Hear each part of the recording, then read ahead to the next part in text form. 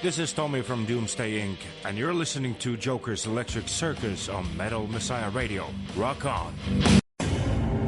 Why so serious, son? It's DJ J0KeR in the house.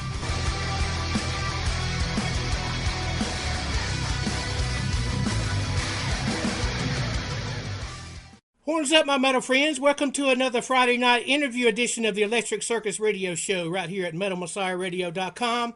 We are your metal music messiah. With me tonight here on the line, we got Tomi Rajala of the band Doomsday Inc. Tomi is here to talk with us about his band, Doomsday Inc. Welcome, Tomi, to the Electric Circus Radio Show here at MetalMessiahRadio.com. How are you doing, brother? Thank you for having me. I'm doing great. Like, Christmas is over, so I can take a breath. So, Tomi, how did it all get started for you, Doomsday Inc? Let's go back to the early years of the band and how it got started and the original members and all that, too.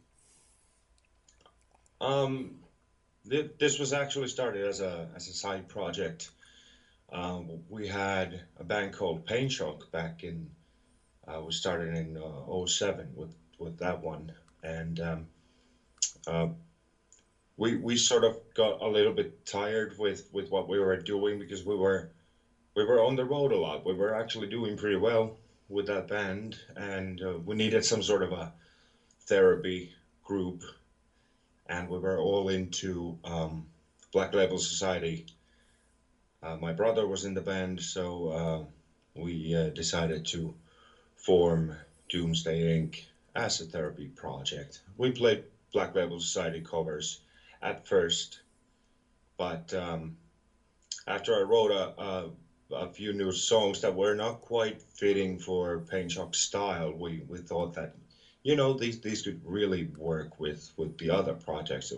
We tried them and it worked, and we started writing more songs for Doomsday Inc.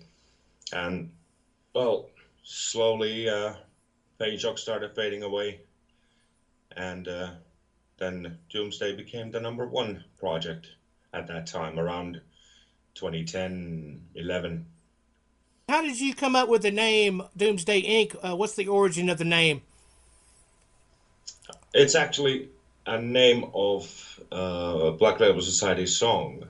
That was a B-side song for them, actually. But they did release it on their first compilation album, which, of course, I can't remember the name of right now. But yeah, Black Label Society song, and it sounded like a great name at the time. So, Tomi, please tell us about the new offering of Doomsday Inc., Beautiful Destruction, released October the 7th, 2020.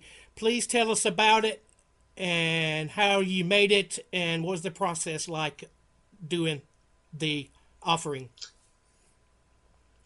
That's well, that's been a long time coming. I mean, about half of the songs on the record are from the Painshock era. Another half are more recent Doomsday Inc. era. We were planning to make an album with Painshock back in 2009, I think, and we started the project, but we never got it finished, which actually was a good thing because in retrospect we did not have any kind of idea or any kind of readiness to take on such a massive project, and I felt the time was right.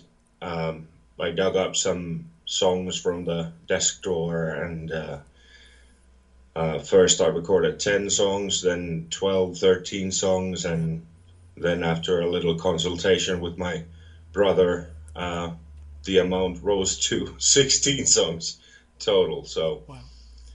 Yeah, it was a long, tedious project. I did it mainly myself. My brother played the bass guitars on a couple of tracks, and then some of my old bandmates came over to play solos for a few songs. But other than that, it was a solo project to a T. So, what are some of the main topics you cover in some of the songs, especially the newer songs that you have released? I've never actually taken a particular topic or anything. I write about what I feel like writing about. Right.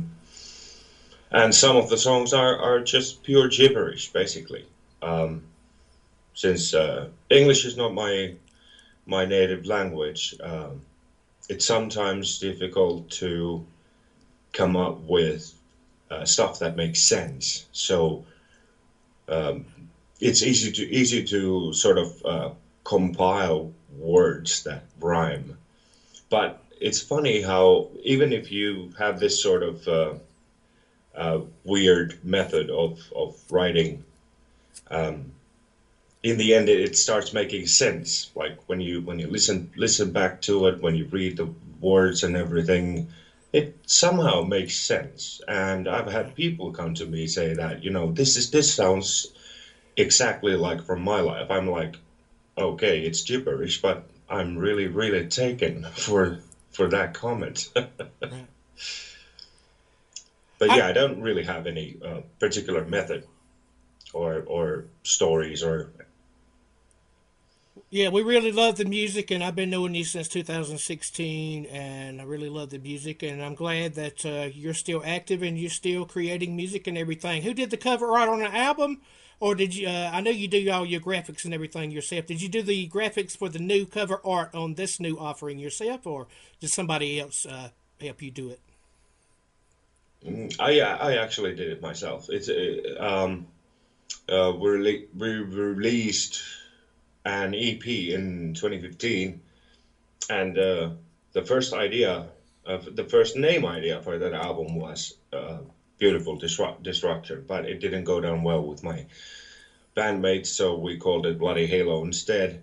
And I had visualized the cover art and everything for that back then. And for a while, I thought, okay, that idea was not used back then, so I'm going to use it now and see what I can come up with. And it's uh, making a stop motion movie thing, with clip pieces of paper, like they used to do South Park in the early days. Right. Tell us about the scene on the cover art of A Beautiful Destruction. There's the buildings that are exploding, and there's like a boyfriend and a girlfriend there on the cover art too. What is that scene about? Um, as I visualized it, it's like the lover sitting on a rock. Uh, they're looking at a city that's being basically annihilated, and apparently they see some beauty in it. And it's sort of like I wanted to name the album Beautiful Destruction because I got so many songs they're like from one edge to another. There's it doesn't really follow a certain pattern. There's a whole lot of different songs on the album, so that's why I decided to call it Beautiful Destruction. Very nice name for the album cover and the artwork there also. Tell us about the mixing and the mastering of the album, and what studio do you use to record in? Well, we are living the home studio revolution time currently, so I've actually done everything here in my living room where I'm currently sitting. Um, I'm not a professional in mixing and mastering. It's all a learning curve. I've been trying to teach myself that for the past 20 years, and well, now was the first time I had some guts to actually put something out officially out. I did mix the 2015 EP too, but that was it was much more harder project than this one. Let's go back a couple of years. You did the Thin Lizzy cover tune, the cover tune that's called Don't Believe a Word. And in the video, you're playing every instrument. You're singing, you're doing the vocals, you're playing the guitar, you're playing the drums, you're doing it all. Tell us about that. Yeah, I've always been a multi instrumentalist, or whatever you call it. I started out as a drummer back in 1996, I think, and I've always been driven to write songs, but I at the time I didn't have any.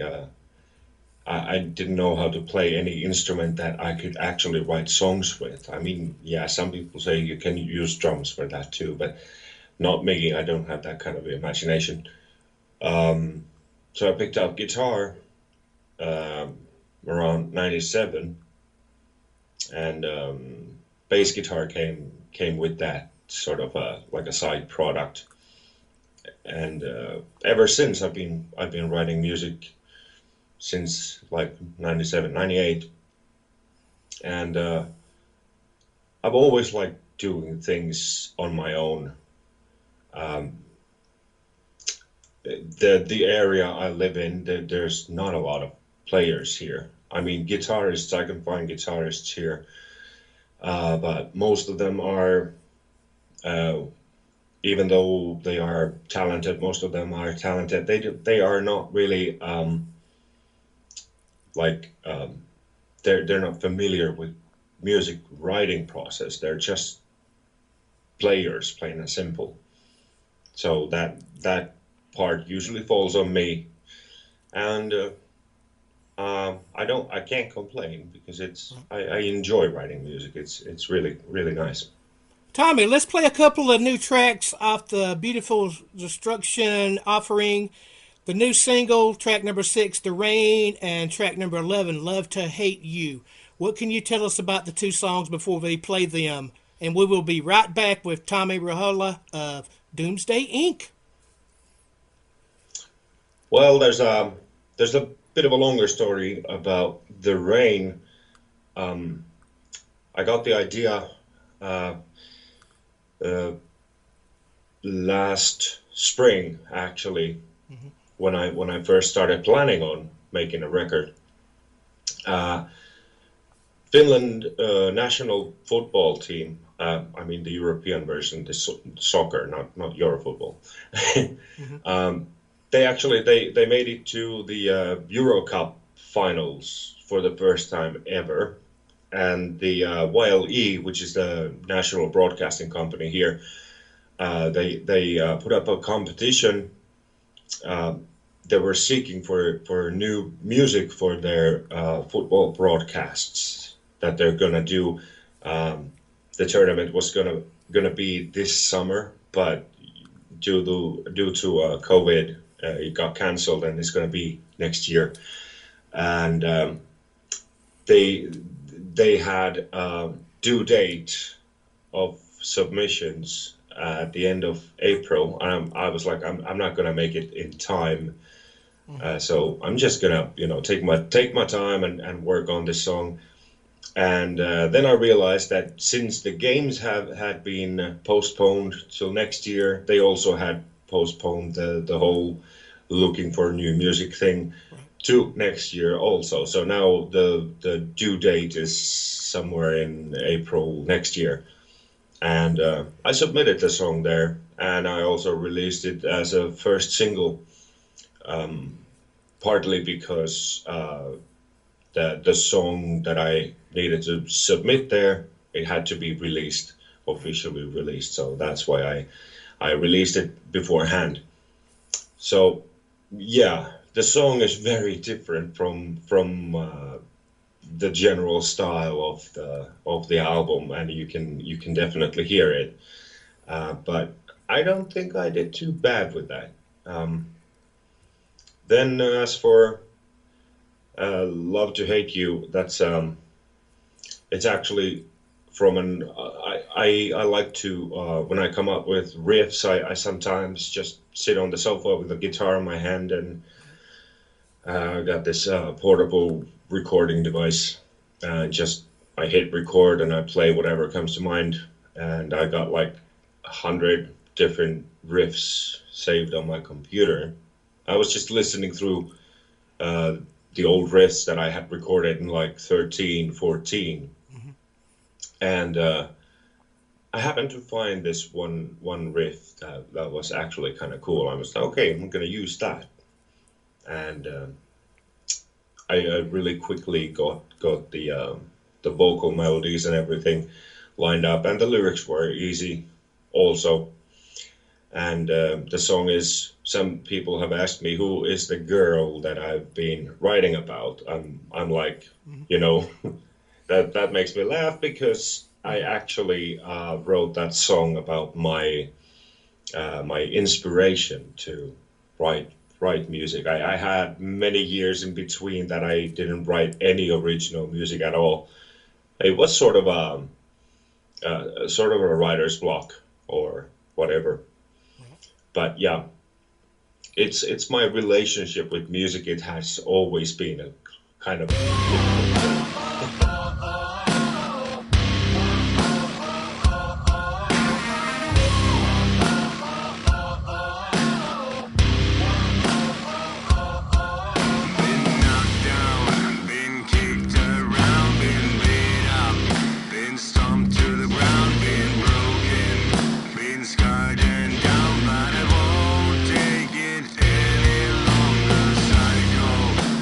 Vicious kind of structures.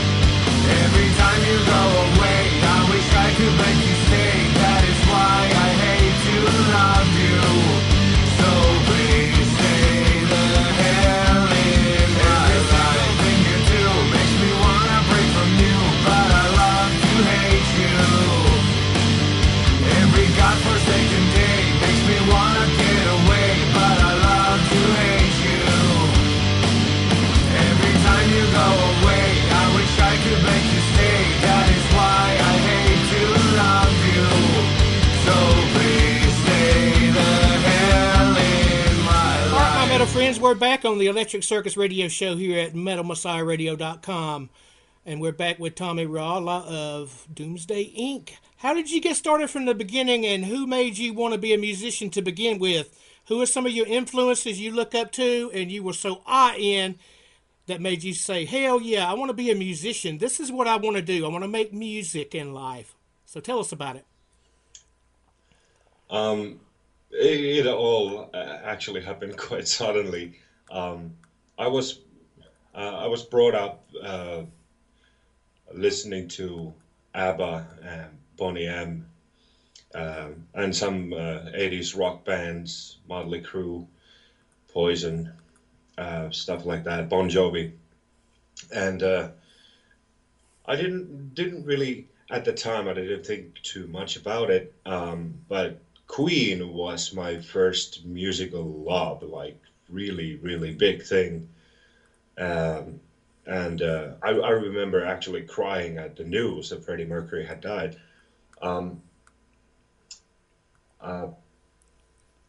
always sort of felt like I have music in me in a way that I couldn't explain. When in the summer of '96, we had our confirmation camp.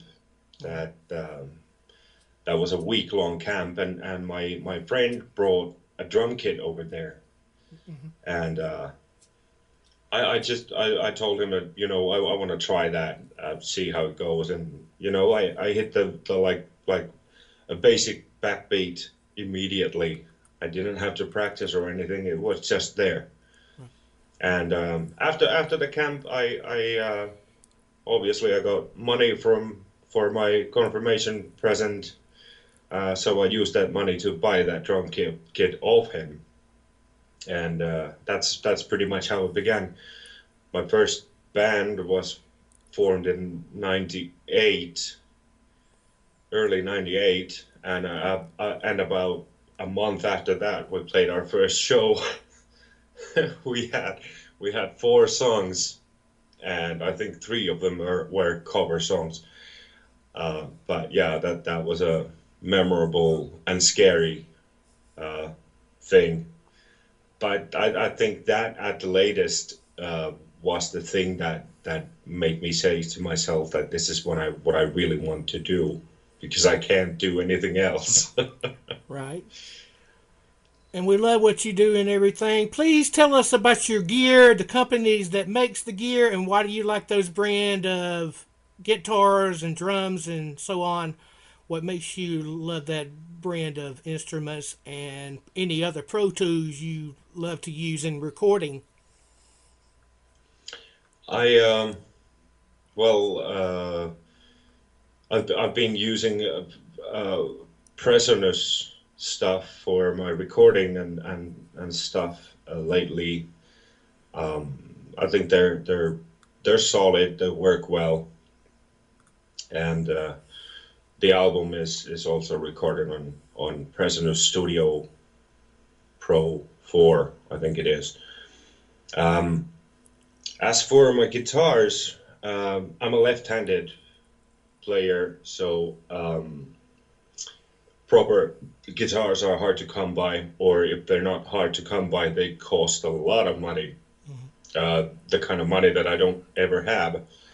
So some of my guitars I built myself. Some of them are basically custom built in China, and like the one you saw in the picture, that's a 7-string SG model from China, and basically it came to me as a raw piece. I just painted it and changed some parts to it. I like to tinker with those instruments a lot. Please tell us about shows that you guys have did before, and did you open or share the stage with some local bands or some bands we might be familiar with? Um, we haven't done many shows with Doomsday Inc. For reasons that players were starting to grow up. The distances are long. Our drummer is about 100 kilometers away, so we don't really get to set up rehearsals very easily. And since, especially now, there hasn't been any shows to prepare for, so we kind of forgot about that.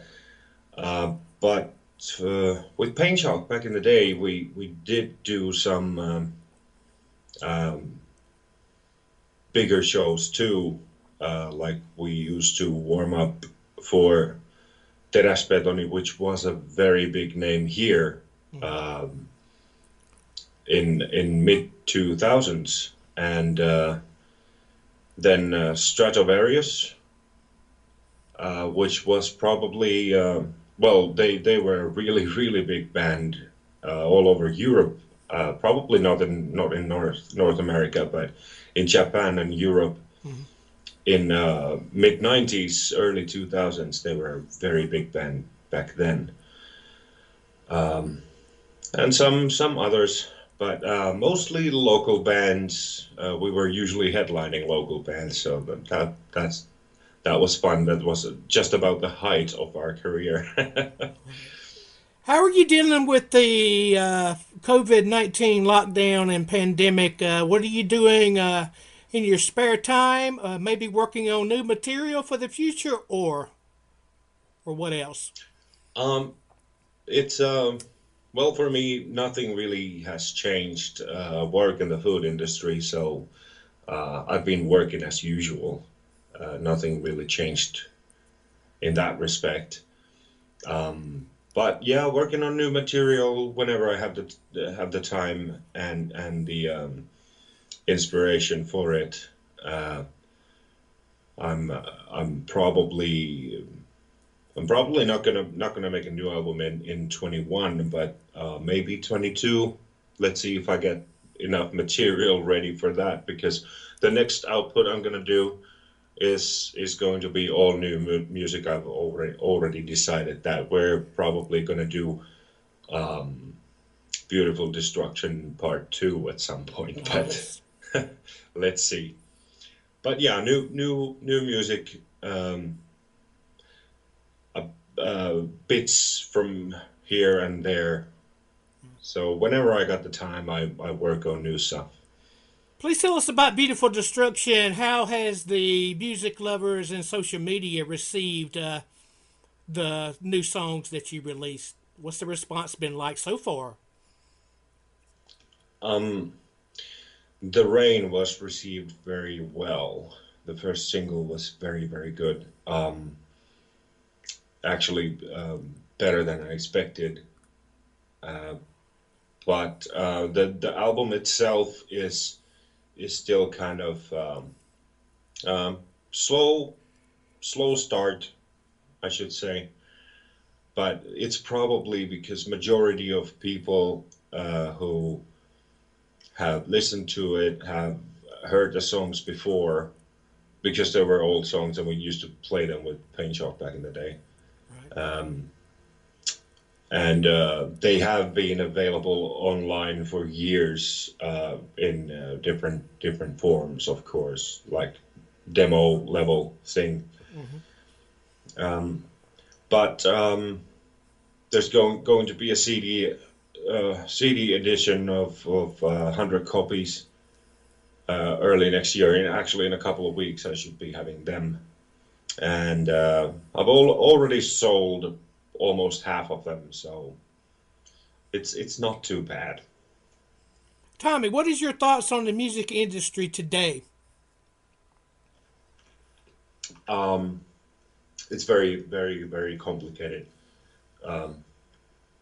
Bands are obviously not due to streaming services and stuff, and especially the COVID time. Every band is suffering more or less, especially those who actually make a living or are supposed to make a living by doing music alone. And I kind kind of feel sorry for them, but you know what can you do? Um, Music industry these days in general is kind of demanding. Um, you you you don't get to be successful anymore by just being a great songwriter or being a great player. You just need 90% luck, and it's not the same as it were in like 60s and 70s, and maybe to extent in 80s too. In the whole history of the band, have you been approached before by record labels, and what was the process like, and how hard is it to get on with a? I don't know about major labels. I've never been approached by a major label, but um, back in 2015 when we put out the Bloody Halo EP, I got approached by a smaller Finnish record company, and they were like asking me when the full album is gonna come out. I'm like, I don't know, but I'll let you know. And years went by, Mm-hmm. a year, 2 years, now 5 years, and I didn't contact them. Uh, but as soon as I pretty much very soon after I put this uh, output out, I got approached by Narcoleptica Productions, which is it's a Russian underground label, and they offered me a deal of CDs, and the price was great, so I was like, okay, I'm gonna go with this then because it's probably the only chance I get uh, actually getting cheap CD